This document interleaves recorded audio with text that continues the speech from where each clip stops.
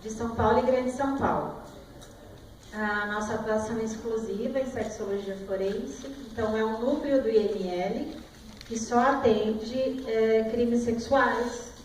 Nossa unidade fica localizada no andar térreo do Hospital Carola Byton.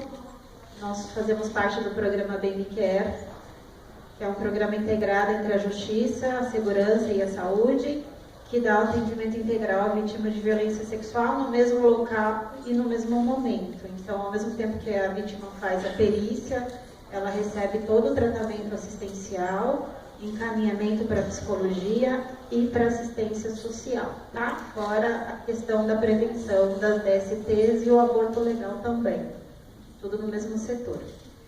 E eu fui convidada, né, para estar aqui com vocês hoje para falar de prevenção ao abuso sexual. O meu foco é o abuso sexual infantil, porque é a área que tem criado maior demanda em relação ao interesse, principalmente da área da psicologia. A área da psicologia é muito carente em informações a respeito dessa área, informações técnicas a respeito do abuso sexual infantil. E os psicólogos e as psicólogas buscam muito cursos onde eles possam se aprimorar em relação a essa violência sexual, porque é cada vez mais frequente vocês receberem no consultório crianças vítimas de abuso e adultos e adultas que sofrem em decorrência do abuso sexual infantil, já, né, numa fase já avançada, à meia-idade ou já no final da vida, mas que tem os seus distúrbios, seus transtornos de sexualidade decorrentes do abuso na infância. E eu trouxe aqui o tema para vocês, pedofilia. E só para complementar, esse é o Hospital Carola Byton, tá, gente? Fica ali na Brigadeiro Luiz Antônio e a gente fica no andar térreo. Todos os casos de violência sexual vão para lá. Eu dou aula para o curso de Direito, eu sou responsável pela disciplina de Medicina Legal da UMC, e eu dou esse curso de Sexologia Forense, que é Crimes Sexuais e Transtornos de Sexualidade, pela empresa Helix. Eu estava no Mato Grosso do Sul ontem ministrando esse curso, a procura foi muito grande, e a maioria maciça dos participantes são da psicologia. Em segundo lugar vem o Direito. Tá? E, por incrível que pareça, não sei se é uma característica da área, mas também a maioria são mulheres. A grande maioria que procura esse tipo de informação são psicólogas. E também sou responsável pelo curso de Ciências Forenses da Faculdade Oswaldo Cruz, que é uma pós-graduação para quem gosta aí da área forense e tiver interesse em trabalhar com perícia. E sou professora da Academia de Polícia também. Se alguém for seguir a carreira policial, vai ter aula lá comigo de socorros, tá bom?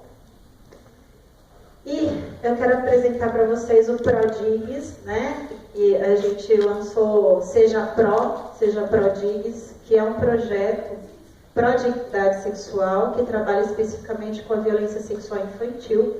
É uma empresa com finalidade social, onde nós levamos palestras gratuitas para todas as pessoas, principalmente os locais mais carentes, porque a gente quer levar informação de prevenção, tá? Dar ferramentas à população de como prevenir o abuso sexual infantil.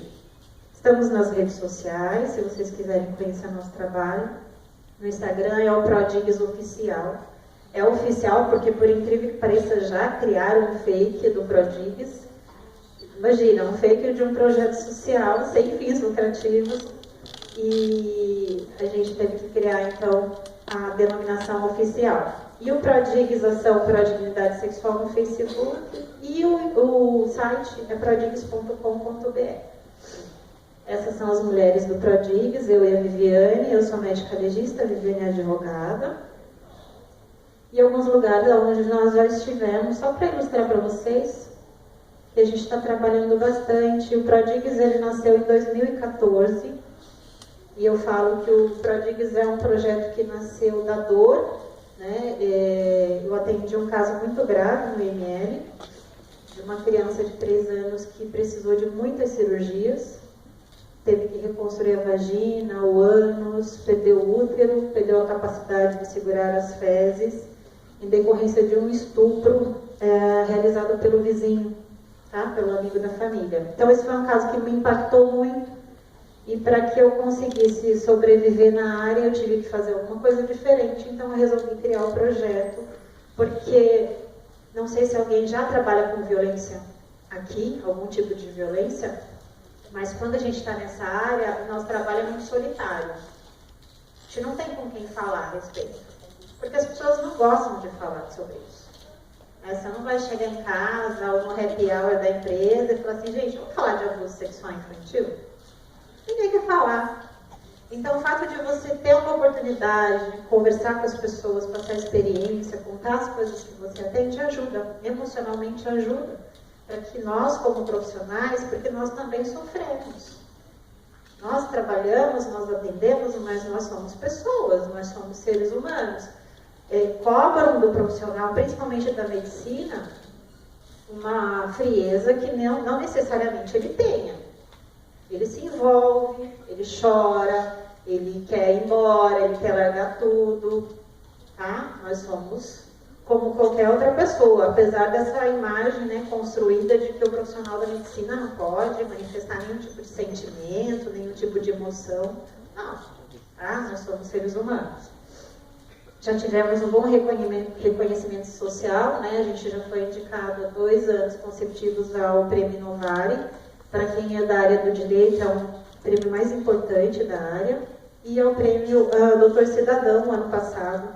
Fomos indicados também, porque é o prêmio mais importante da área médica do estado de São Paulo, para os profissionais de medicina que fazem trabalho social. Tá? Então, aqui foi a premiação, alguns outros eventos. E por causa das palestras de prevenção, foi solicitado um curso de capacitação, onde nós estamos fazendo também, estamos capacitando equipes para que possam fazer a prevenção de uma forma séria, de uma forma com dados oficiais, com estatísticas, com informações que realmente funcionam. Tá? É o que eu sempre falo, o sensacionalismo está cheio. Vocês podem entrar no Google, ligar a Bandeirantes, dependendo do horário, que vocês vão ver muita tragédia. A população tem tragédia à vontade, mas não tem informação. Então, a gente criou um curso de capacitação para informar realmente das ferramentas que funcionem para a população, tá? Vou passar rapidinho, porque eu quero já entrar no tema com vocês. Essas são algumas equipes que foram formadas, já estão atuando, já estão multiplicando, que é fantástico, né? Marchas, eventos. Vejam, né, uma GCM que a gente treinou. Eu amo essa foto, porque ela está num vilarejo, no litoral norte, lá em São Sebastião, numa comunidade de 30 casas, e ela está com todas as cuidadoras nessa pequena sala. Então pensa só, uma única pessoa, olha a transformação que ela faz na vida das outras. Tá? Então isso é muito, tem funcionado e é muito legal. Tá? E agora que eu apresentei, eu quero falar para vocês a respeito de por que eu estou falando sobre pedofilia com vocês.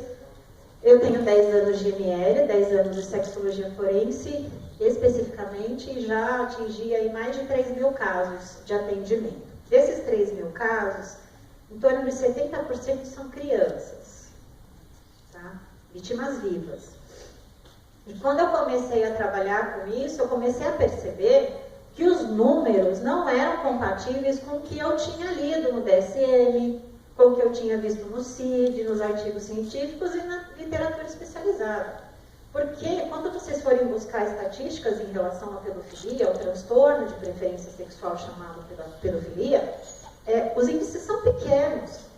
Mas como é que eu atendo, tipo, se num plantão de 12 horas, 24 horas, eu atendo de 20 a 40 pessoas, como é que a maioria é criança?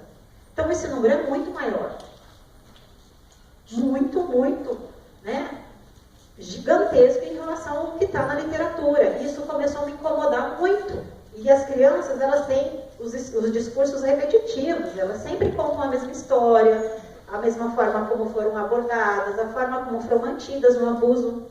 E aí eu fui buscar conhecimento, porque eu estava muito insatisfeita com o que eu já tinha, e aí eu fui me especializar, e aí eu fiz o curso de especialização em Sexualidade Humana, da USP, eu não sei se vocês conhecem o curso, que é da professora Camila Ábido, que é a nossa referência, né, de sexualidade humana no Brasil. E são 2 anos, curso de pós-graduação, e dentro do curso tem a parte forense, tem a parte da violência sexual, que é o que eu fui buscar. E o meu TCC foi sobre pedofilia. Eu fui estudar os aspectos etiológicos da pedofilia. Eu queria saber por que esses, né, na maioria são homens, né, os pedófilos, a grande maioria são do sexo masculino, e eu queria saber por que esses indivíduos estupram crianças. O que os motiva? Por que eles têm interesse sexual em algo que não é sexual? Né, fui buscar essas informações e achei, né, eu fiz uma revisão bibliográfica de 40 anos, artigos nacionais e internacionais e a bibliografia oficial e as mais relevantes, tá? E encontrei todos esses fatores e fui estudá-los isoladamente, fatores neurológicos em geral, como função, a parte endócrina, genética, bioquímica, histórico de abuso sexual infantil, enfim, fui fuçar tudo, né? Então, fui estudar a parte anatômica do cérebro para ver se tem alguma alteração anatômica nos portadores de pedofilia. Será que eles têm um cérebro do mesmo tamanho que o nosso, do mesmo formato? Será que está faltando um pedaço? Então, fui pesquisar. Será que funciona do mesmo jeito? Cérebro de um pedófilo, quando vê uma imagem de uma criança peladinha no computador, será que o cérebro dele funciona da mesma forma que um indivíduo que não é portador do transtorno? Vocês acham que não? E a bioquímica cerebral, né? Tudo que circula, todos os fatores químicos, neuroendócrinos, neuroquímicos, tem alguma alteração nesses indivíduos? Será que a dose de serotonina no cérebro de um pedófilo é igual à dose de serotonina no indivíduo que não é portador do transtorno? Será que as glândulas têm alguma relação com esse tipo de transtorno? Será que a testosterona tem alguma coisa a ver com isso? Será que o testículo, né, que produz boa parte desse hormônio, tem alguma coisa a ver com isso? A suprarrenal, enfim. E a genética? Será que filho de pedófilo tem uma chance maior de ser pedófilo? O que vocês acham? Então, tudo isso eu fui buscar, porque eu não sabia. Todos esses fatores existem, todos esses fatores estão documentados, mas não existe fator único. A ciência, a medicina não sabe. Quase, na verdade, a ciência ela pouco sabe sobre as parafilias e sobre a pedofilia. Pouquíssimo. Por que vocês acham que a gente sabe tão pouco sobre isso?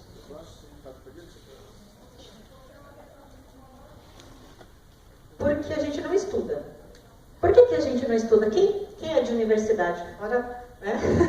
Quem que trabalha na universidade, faz algum estudo científico, alguma coisa, uma liga? Alguém? Ninguém? Nossa, gente. Bom, enfim, imagina que você está na psicologia, que você quer montar um estudo, quer fazer um estudo científico e você quer estudar pedofilia. Aí você põe lá na página da faculdade uma chamada. Convidamos todos os pedófilos da região a participarem do nosso estudo em grupo, que ocorrerá toda terça-feira, às 8 horas da manhã, na sala tal, no endereço tal. Quem vem? Por quê? Por que não? Por que ele não pode vir aqui, bater um papo com vocês? A polícia, a população, o linchamento, o medo. Imagina, aí o povo entra no Facebook e descobre que tem um grupo de pedófilos naquela tal sala lá. O risco pode ser grande, né, para esses indivíduos. Realmente pode. Então, por que a gente sabe pouco sobre a pedofilia? Porque a gente tem pouco acesso a eles, ou quase nenhum. A maioria dos estudos que vocês tiverem interesse de conhecer, são indivíduos já encarcerados. São indivíduos que já foram pegos, estão pagando, né, estão sendo penalizados e estão num ambiente restrito. Então, as informações que nós temos têm um viés muito grande, porque são de indivíduos que não estão num ambiente natural. E quando eles topam participar de um estudo, né, conversar com a psicóloga, com a médica, enfim, eles já sabem que eles vão conversar. Então as respostas já estão pré-programadas. E eles sabem que dependendo do que eles falem, isso pode complicar ainda mais a vida deles. Então, os dados que nós temos não são fidedignos. Por isso que a gente sabe tão pouco. Só que eles vão parar com vocês no consultório. E não necessariamente eles vão chegar dizendo assim, doutor, eu sou pedófilo. Não, ele vai chegar com outra demanda. Vai chegar com uma ansiedade, com uma insônia, uma depressão, problemas no trabalho. E lá no meio, né? Lá no decorrer das consultas é que você vai descobrir que o foco ali é o transtorno de preferência sexual, é a pedofilia. Então, por isso que é tão difícil a gente saber sobre eles. Então, não existe uma única causa, a ciência sabe muito pouco sobre eles. E nesse estudo que eu finalizei, a conclusão foi que os fatores são multifatoriais, na verdade, é um conjunto de coisas, mas que todos eles já estão descritos. Todos esses fatores que eu mostrei para vocês já existem em literatura, tá? E a construção do ser humano, né, a vivência, a história de vida, que é uma coisa que eu tenho uma grande preocupação, que é a seguinte frase, que eu escuto muito. Todo abusado, quando era criança, pode virar um abusador quando adulto. Todo aquele que foi abusado quando criança vai abusar no futuro. Gente, isso é mais um estigma que nós estamos colocando, tá? Em relação à vítima. Vocês já pararam para pensar? Você já colocar o carimbo na testa de uma criança, foi abusada sexualmente. Não basta ela ter que lidar com a violência de ter sido abusada, né? Vai ter que conviver com essas memórias pro resto da vida. Geralmente elas não têm ajuda. E ainda assim vai levar a carga de virar um abusador. E as pessoas olham para ela assim. E isso não é real. Existem estudos que falam que tem uma incidência maior da repetição do padrão de abuso, mas em grupos restritos. Em casos específicos de crianças que foram vítimas de abuso, abusos mais agressivos, crônicos, não é o geral da população. Exatamente, não é porque foi abusado que necessariamente seja um abusador. Isso é mais uma violência que a gente demanda para essa vítima. Tá certo? Então tomem cuidado quando usarem essa frase. Não é assim que funciona. E os transtornos de sexualidade, gente, né, como já foi iniciado aqui, a gente tem os 3 grandes grupos. O que interessa para a violência sexual é o terceiro, que é a questão do transtorno de preferência sexual, parafilias ou transtorno parafílico. Vocês podem usar os 3 termos, que estão corretos. Tá? Eu me baseio mais pelo DSM-5, que é o mais recente, de 2013. O CID... eu ainda estou usando o 10, mas já saiu o 11, né? Tem uns 2 meses que saiu o 11, ainda não tem publicação em português, mas em inglês já está disponível e não mudou muita coisa em relação às parafilias, tá? No caso da pedofilia, pelo CID-10 é o F65.4 e pelo DSM-5 é 302.2, tá? Caso vocês queiram ver os critérios diagnósticos. E aí eu vou passar só rapidinho, para a gente não perder tempo, que eu quero já dar o termo específico, tá? Eu consegui, né? Foi. Então vamos lá. Uma coisa que eu quero que vocês diferenciem a partir de hoje é o que é abuso sexual infantil e é pedofilia, tá? As pessoas confundem muito uma coisa da outra. Não são a mesma coisa.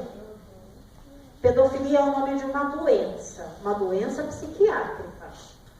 Uma doença de transtorno de preferência sexual. Não é o nome de um crime, como as pessoas têm utilizado. Nós chamamos hoje qualquer abusador sexual de criança de pedófilo, mas quem disse que eles são pedófilos? Quem disse que ele é portador dessa doença? O fato de abusar sexualmente de uma criança não significa necessariamente que esse indivíduo seja portador de uma doença. Significa que ele é um abusador ou um agressor sexual. Mas se ele é um doente psiquiátrico, já é outra coisa. Então não chamem todos agressores sexuais e abusadores sexuais infantis de pedófilos, porque vocês estão indiretamente beneficiando esses indivíduos, dizendo que eles são doentes e que precisam de um tratamento diferenciado. Não é verdade? O dependente químico não tem tratamento diferenciado. A legislação não o enxerga de uma forma diferenciada quando ele comete um delito sob efeito da droga. É a mesma coisa do pedófilo. Se é um indivíduo que tem um transtorno de preferência sexual, é uma doença conhecida pela medicina, e cometeu um estupro contra uma criança, ele pode ser tratado da mesma forma que um indivíduo que não tem o diagnóstico da doença? Pela legislação, não. Tá? Então, o abuso sexual é o quê? A prática sexual cometida por adolescentes ou adulto com criança. É simples assim. Então, se um adulto ou um adolescente tem práticas sexuais com crianças, ele é um abusador sexual infantil. Agora, se o indivíduo tem uma doença chamada pedofilia, que tem todos os critérios psiquiátricos diagnósticos da doença, e for confirmado que ele tem a doença, aí sim ele é um pedófilo. Ele não é um abusador sexual infantil. E não necessariamente o indivíduo que tem a doença vai abusar sexualmente de uma criança. Ele pode passar uma vida inteira só fantasiando e nunca tocar numa criança. E nem todo abusador sexual de criança tem o diagnóstico da doença. Tá? E nós temos uma confusão em relação à definição do que é criança, né? A gente tem a definição do ECA, que é uma definição legal, onde a gente considera, né, até 12 anos de idade incompletos criança. De 12 a 18, adolescente, mas essa é uma média, uma definição legal. O que define a doença pedofilia, que é a preferência sexual por crianças, e a preferência sexual por pré-púberes, é o prazer sexual em ter práticas sexuais com o corpo infantil. Tá certo?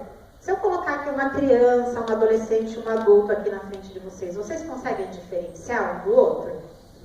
Quem é a criança? Por que vocês conseguem diferenciar? Pelo tamanho, pela forma. É mais ou menos isso. O que define o corpo infantil, o que define a criança biologicamente, fisicamente, é a ausência de características sexuais. Tanto é que quando a criança entra na puberdade, o que começa a acontecer com o corpinho dela? Começa a desenvolver características sexuais. Mamas, pelos, a genitália muda de cor, muda de tamanho, o corpo ganha curvas. Tá? Então, o que define a infância, o corpo infantil, é a ausência de características sexuais. E é isso que o pedófilo gosta. Se é um adulto tendo relações sexuais com um adolescente, ele não é pedófilo. As pessoas chamam, né, esses indivíduos de pedófilo também. Está errado. Porque se esse indivíduo tem relações, tem prazer sexual com um corpo sexualizado, ele não é pedófilo. Porque, por definição, a doença é a preferência sexual pelo corpo infantil. E o que seria esse corpo infantil? É isso aqui, ó. Isso é o corpo infantil. Sem nenhuma característica sexual. Tanto é que se eu colocar um menino de 6 anos e uma menina de 6 anos aqui nus na frente de vocês, vocês vão perceber que a única coisa que diferencia é a genitália do menino. Está exposta. O resto do corpinho é igualzinho. E é isso que o pedófilo gosta. O prazer sexual dele é em relação à prática sexual com o corpo infantil. Tá bom? Não confundam mais. Muito importante, gente. O diagnóstico de pedofilia só pode ser confirmado pelo psiquiatra. Como se confirma o diagnóstico de pedofilia? Alguém tem ideia como é que se faz? Nós temos os critérios diagnósticos, né? A gente tem que seguir os critérios diagnósticos. E esse indivíduo tem que atender esses critérios diagnósticos, a gente gostando ou não. Porque a doença mental, ela é como qualquer outra doença, outra patologia. É como dizer que uma pessoa que tem pressão alta, você vai medir a pressão dela, está todo dia normal? Eu posso dizer que ela é uma pessoa que tem a doença hipertensão arterial sistêmica? que ela tem pressão alta, se eu meço todo dia e está normal, é a mesma coisa a parte mental, psiquiátrica. Se ele não atende os critérios diagnósticos, eu não posso fazer o diagnóstico da doença. Por quê, gente? Eu trago esses slides para vocês. Porque todo mundo está chamando pedofilia de crime. Pedofilia não é crime, não é nome de um crime. Pedofilia é o nome de uma doença. Quem tem práticas sexuais com criança comete esse crime aqui, ó. Estupro de vulnerável, que é o 217A, que é ter relações sexuais com menores de 14 anos de idade. Então, a prática da pedofilia, né, a relação sexual com criança, de um adulto com uma criança, é compatível com o crime de estupro de vulnerável. Então, não existe crime de pedofilia, existe uma doença chamada pedofilia. E quem pratica a pedofilia comete o crime de estupro de vulnerável, que é um crime hediondo, inafiançável e tem uma pena de reclusão maior do que o estupro comum, tá bom? E olha só que interessante, alguém conhece o Danilo Baltieri, do ABC, psiquiatra? Conhece ou não? Então, o Danilo, ele é um psiquiatra do ABC, ele é a nossa referência de estudos de agressores sexuais aqui no estado. E ele fez uma pesquisa numa penitenciária em São Paulo com todos os agressores sexuais de crianças que já estavam encarcerados. E ele foi aplicar, né, os testes, toda a parte diagnóstica ele foi fazer. E ele descobriu isso aqui, ó, que apenas 20% dos agressores sexuais são portadores da pedofilia. Isso é novo para vocês? Porque assim, nós, né, da saúde mental, a gente tem uma ansiedade, uma necessidade de colocar todo mundo numa caixinha. Certo? Esse é ansioso, esse é deprimido, esse é ansioso e deprimido, esse é bipolar. Tá? A gente tem uma necessidade, não, todo mundo tem que caber na caixinha. E esses 80%, em que caixinha a gente vai pôr? Eles estupraram crianças, mas eles não têm o diagnóstico da doença chamada pedofilia. O que eles são? Abusadores e agressores sexuais. Para vocês é mais fácil explicar isso. Agora imagina um público, né, leigo, misto. O pessoal fica doido, olha para mim, não é possível, tem que ser louco, tem que ser doente, tem que ser algo do mal, sabe, uma coisa assim? Eu falei assim, gente, a gente não tem diagnóstico para isso. A gente tem o diagnóstico da pedofilia. Não é porque o indivíduo teve relações sexuais com uma criança que ele tem a doença. Esses indivíduos que são portadores da doença, eles têm uma doença que é muito característica. A pedofilia, a prática sexual por crianças, ela envolve e motiva a vida dele 100%. Ele pode ter relações sexuais com adultos? Pode. Ele pode ser casado, com uma linda esposa, ter filhos? Pode. Ele vai ter relações sexuais com a esposa? Claro. Mas o que realmente dá prazer sexual para ele é a prática sexual com crianças. Ele consegue ter uma relação sexual satisfatória, uma ejaculação, consegue. Mas o que realmente, né, dá a explosão do prazer, do orgasmo, sentido para ele, prazeroso, é ter relações sexuais com crianças. E esses indivíduos, eles têm um perfil é um leque grande de perfis, eles têm desde os pedófilos que são considerados menos agressivos até os mais agressivos. Os menos agressivos que são os chamados molestadores e os mais agressivos que são os pedófilos sádicos, que além do estupro também mutilam e torturam as crianças, isso faz parte do prazer, é um misto de prazeres. Tá? Então é um leque muito grande. Tem pedófilos que têm preferência sexual por crianças do mesmo sexo que ele, ou crianças do sexo oposto, ou crianças de qualquer gênero, qualquer sexo, ou crianças que não sejam familiares, ou crianças que sejam especificamente familiares. Então, existe uma gama de diferenciações entre eles, tá bom? Tá todo mundo bem? Vocês estão me olhando com uma cara assim. Tô ficando assustada aqui na frente. E que cara eles têm? Qual é a cara do pedófilo? É exatamente isso aqui, ó. tá? O que mais nos angustia em relação ao abuso sexual infantil e à pedofilia é que eles estão entre nós. E eles são homens e são mulheres. As mulheres passam bem desapercebidas, né? Porque a mulher, ela tem a questão do cuidado infantil muito bem aceita pela sociedade. Né? Diferente do homem, que quando tem um excesso ali de contato físico já causa um estranhamento. Mulher não. Por exemplo, eu tive contato com o caso de uma babá que está em tratamento. Ela cuida de 2 crianças. Um bebezinho de 2 anos e um menino de 5. E a prática sexual dela preferida é praticar sexo oral nas crianças e introduzir o dedo no ânus das crianças. E ela está no consultório. E vocês correm um risco grande, se é que já não estão atendendo, de se depararem com uma situação dessa. A pessoa está lá querendo ser tratada, mas ela está com 2 crianças abusadas. Aí a gente entra naquele dilema ético, da questão do sigilo, quebra de sigilo, mas eu não vou entrar nesse ponto com vocês, tá bom? Não vai gerar muita polêmica. E esses indivíduos, gente, eles não têm cara, mas eles têm um comportamento em comum. Eles têm uma forma de agir. Eles têm preferências, eles têm estratégias. Eu vou passar só algumas características deles para vocês, mas o que é importante? São indivíduos que têm uma imagem social muito positiva. Eles precisam ter. É uma estratégia. Por quê? Para que eles possam praticar a sua parafilia com muita tranquilidade, continuar tendo acesso às crianças, aos abusos, ele precisa não chamar atenção. E para não chamar atenção, tem que ser uma pessoa muito legal.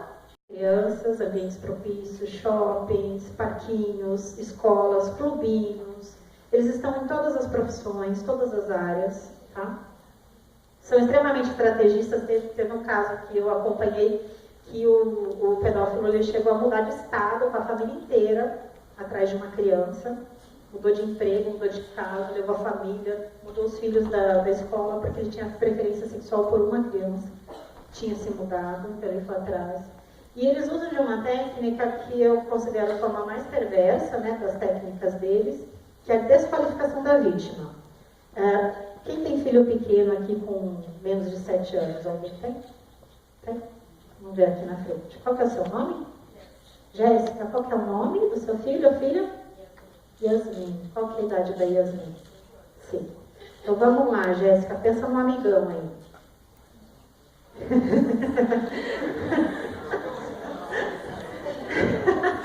Ninguém pensa no pai, no marido. Então vamos pensar no amigão. Esse amigão chega pra você e fala assim: Jéssica, tá acontecendo alguma coisa com você, amiga? Porque a Yasmin falou que você deu uma surra nela esses dias. E aí você fala: nossa, mas eu nunca nem encostei o dedo na minha filha, né? A gente não tem esse hábito, né, de agredir crianças em casa. Aí daqui a uns 15 dias ele volta de novo e fala assim: ô amiga, você tá precisando de alguma coisa? Posso te ajudar? Eu souber que você tá espantando a criança desse jeito, vão te denunciar para o conselho tutelar. Mas você falou: o que você está falando? Ela falou assim: a Yasmin falou que você bateu nela, além de bater nela, ainda trancou ela no quarto por horas. O que você, Jéssica, vai falar com a Yasmin?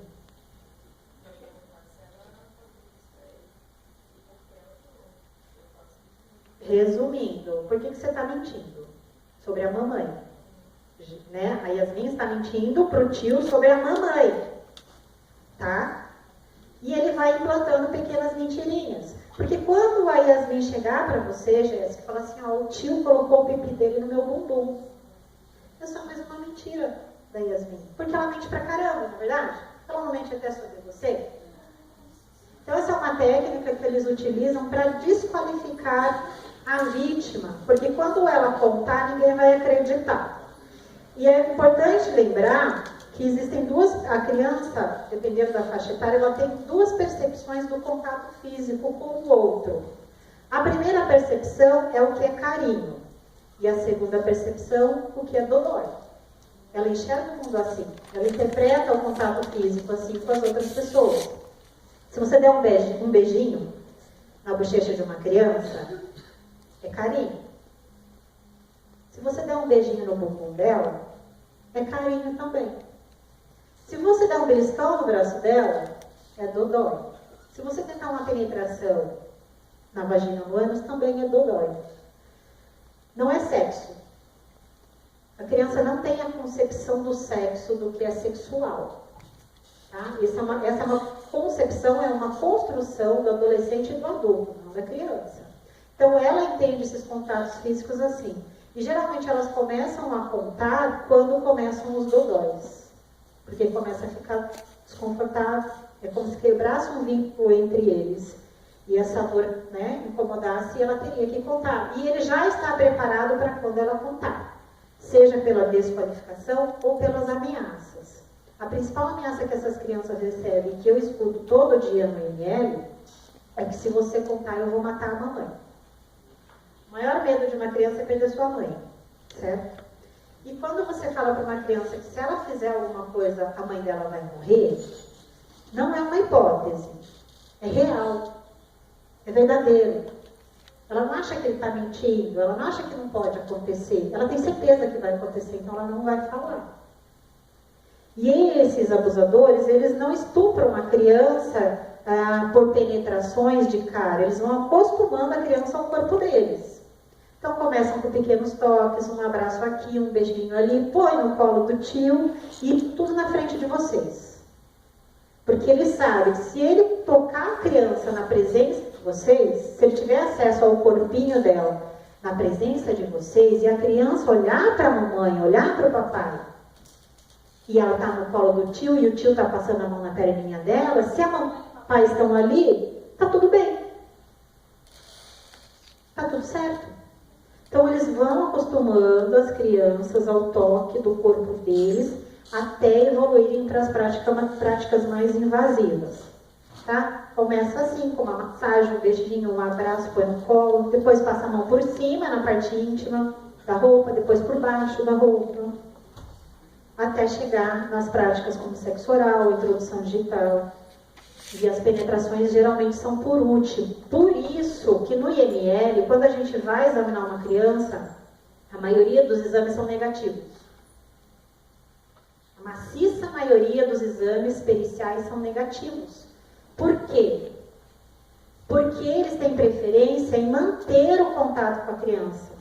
Então, eles não vão deixar evidências, eles vão tomar um cuidado absurdo para não deixar nenhuma lesão, nenhum machucado, nenhuma evidência laboratorial que a gente possa achar. Isso é de propósito, porque ele sabe que se ele fizer uma penetração, ele corre o risco de machucar. Essa criança pode sangrar, pode romper, né, o ímen ou o ânus dessa criança e vai ter que levar para o hospital e vão descobrir que ele está abusando. Então ele prefere o que? Um sexo oral, uma carícia, uma manipulação, fazer a criança praticar sexo oral nele. E o outro mito também, que muitas pessoas acham que o estupro é só penetração na vagina.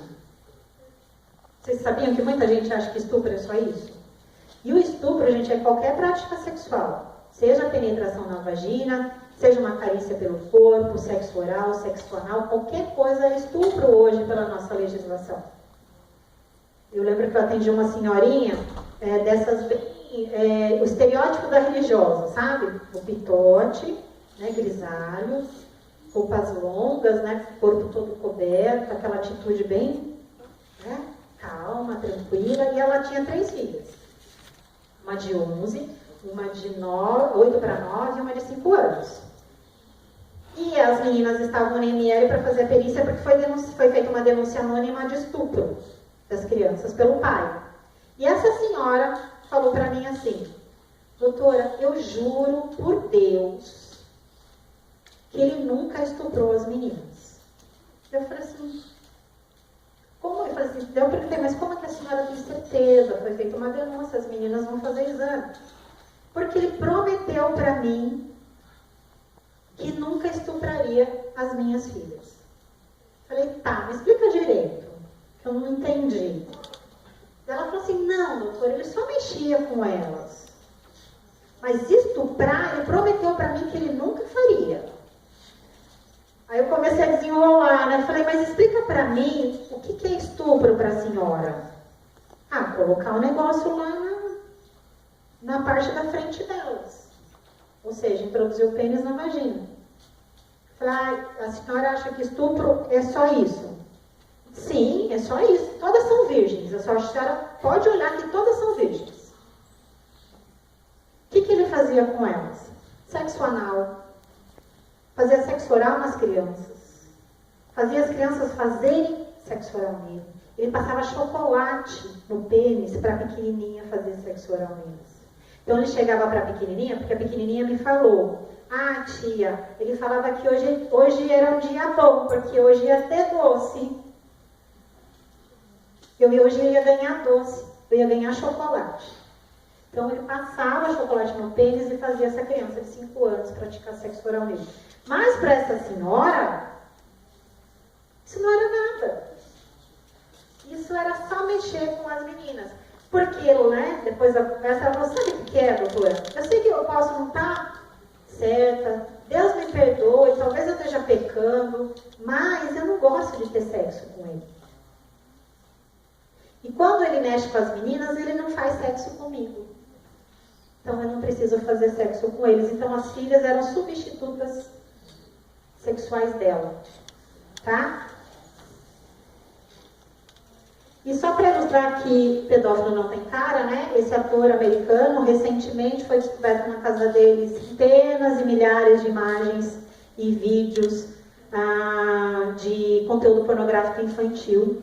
Ele é um ator do seriado Glee, né? Seriado que fez muito sucesso há alguns anos. E vamos combinar que acho que ele não tem muita cara de... né? Aquela expectativa que as pessoas têm de ver uma cara, não sei do quê. O que as pessoas esperam de um pedófilo? Que cara será que as pessoas esperam que ele tenha? Do quê? Idoso. Idoso é fantástico a quantidade de idosos, né? O que mais? Que cara será que esses indivíduos... A população acha que esses indivíduos têm que ter? É o famoso tarado, né? Tem que ter alguma coisa de sexual, de hipersexualizado, de tarado, de doido, sei lá, e não tem. É um cara super bonito, super famoso, e ele cometeu suicídio há uns 2 meses, antes do julgamento, tá? E por que é importante, gente? Por que a gente está falando sobre abuso sexual infantil e pedofilia aqui com vocês? Por causa disso aqui, ó. Olha os números dos últimos anos em relação ao estupro no Brasil. 2014, em torno de 47 mil, e para 2016 pulou para 49. Temos dado desse ano que chega a 50 mil de estupro no Brasil. Esses são dados da segurança pública. São os casos que foram notificados, ou seja, que a vítima fez o boletim de ocorrência. Desses números, ó, 88,5% são mulheres, 11,5% são homens. A idade mais atingida corresponde a menores de 14 anos de idade, 78%. E o abuso, em 80% dos casos, acontece dentro de casa. Quem comete os abusos? Conhecido da família ou familiar, 82% de casos. Então, desses números de estupro que nós temos, esses números totais de estupro no Brasil, 78% são de crianças. Então, quando a gente está falando de estupro, a gente está falando de meninas, crianças e adolescentes que estão sendo estupradas dentro de casa pelos seus conhecidos e familiares. Não é o homem do saco, né? Lembra do homem do saco? Não é o estranho desconhecido na rua, é o conhecido dentro de casa. O estuprador de criança, ou ele mora na casa da criança, ou tem fácil acesso a ela. Ele não está fora. Então a gente tem que começar a olhar para dentro.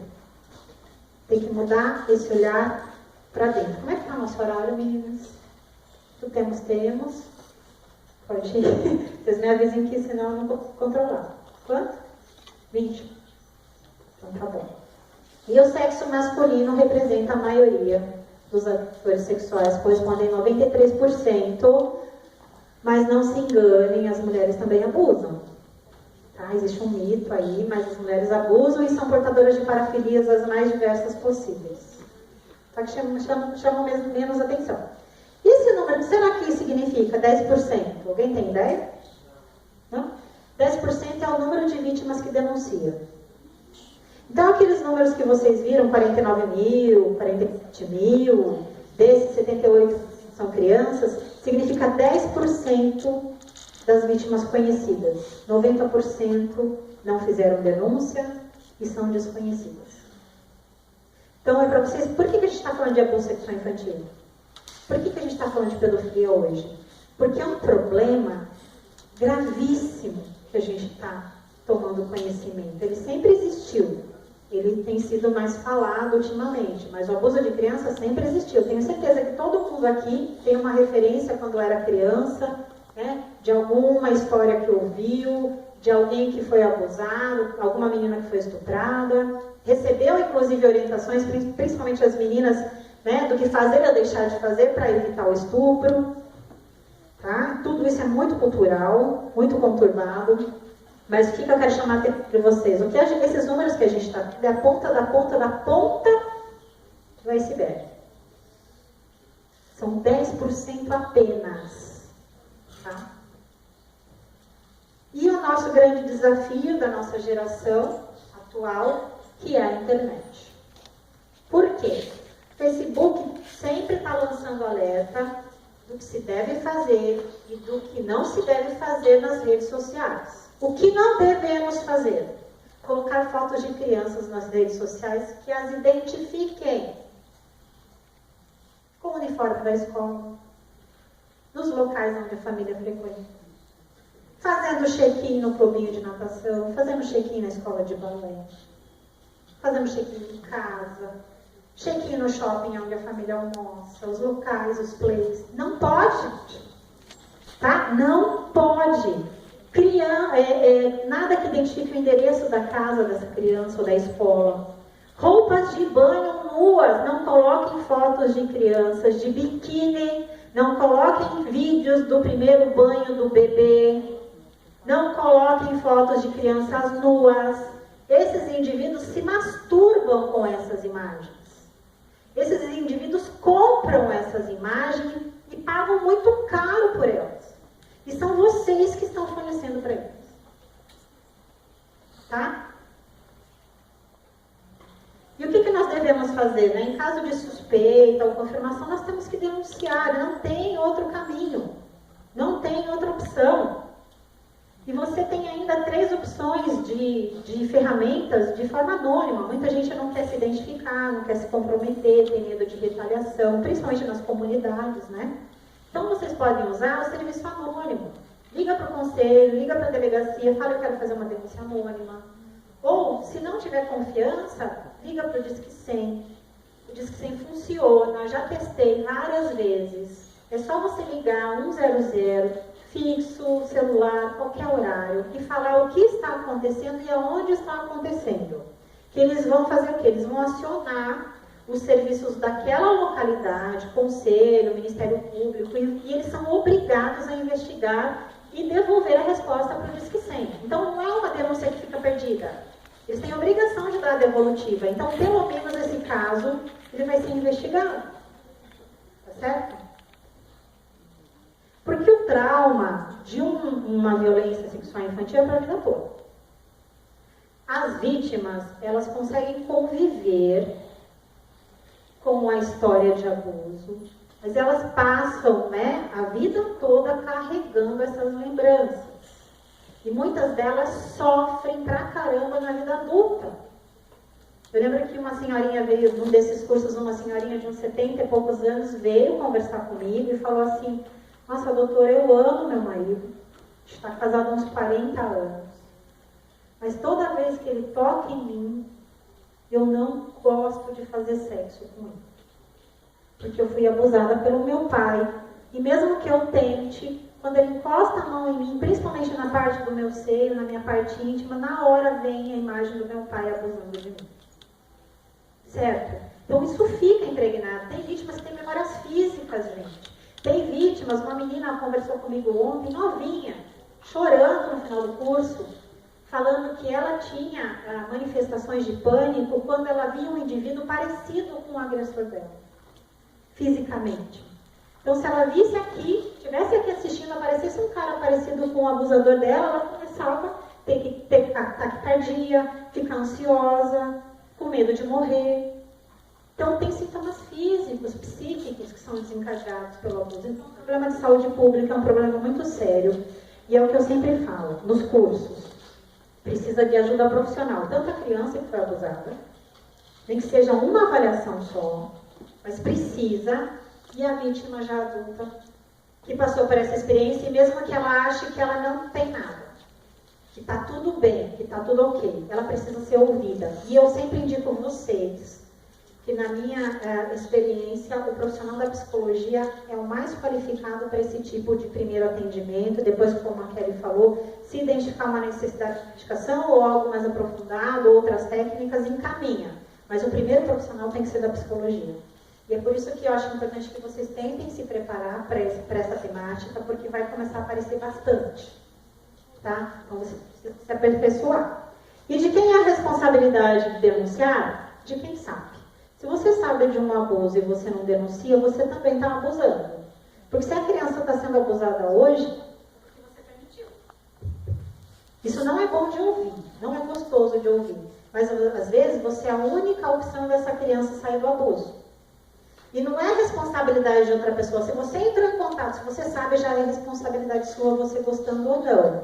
Né? Daí as pessoas falam, é culpa ou responsabilidade?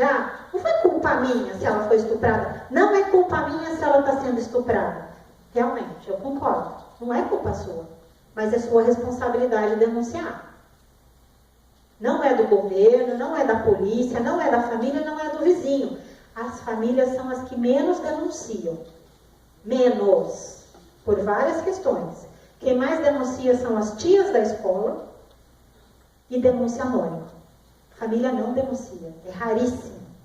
Tá certo? Então, se você sabe, você tem que denunciar. Já é problema seu. Eu lhe indico alguns livros para quem quiser conhecer um pouquinho mais sobre o tema. Esse é muito legal. Chama Monstro Não Se Aproxima de Criança. O assunto deve vir de casa, né? Como falar com os seus filhos sobre sexo.